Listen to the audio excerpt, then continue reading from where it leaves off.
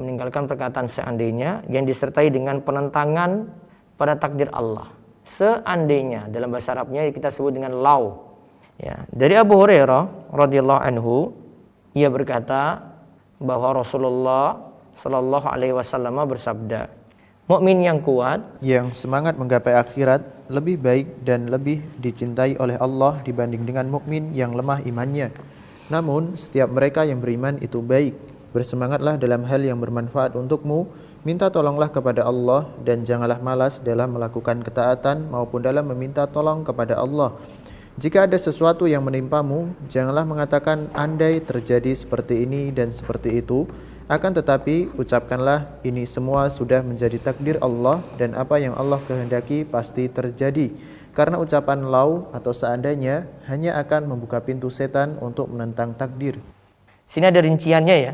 Yang pertama, apabila ucapan seandainya itu untuk memprotes syariat, dalam masalah ini hukumnya haram. Contoh misalnya seandainya judi itu halal, tentu kami sudah untung besar setiap harinya.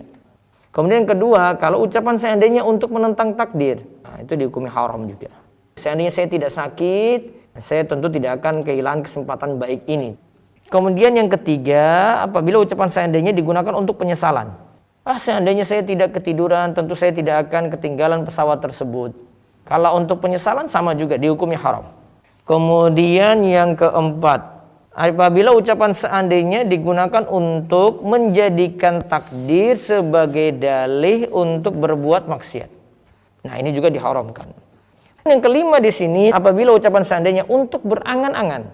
Nah, ini hukumnya sesuai dengan apa yang diangan-angankan. Kalau angan-angannya itu untuk yang baik-baik, maka dihukumi baik di situ. Namun kalau angan-angannya itu untuk maksiat, ya dihukumi maksiat. Lalu yang keenam itu ada kalimat seandainya cuma sekadar pemberitaan. Contoh misalnya seandainya engkau kemarin menghadiri pengajian, tentu engkau akan banyak paham mengenai jual beli yang terlarang. Di sini kalimat yang masih dibolehkan. Jadi ingat kalimat seandainya atau lau itu tidak secara mutlak haram, perlu rincian itu.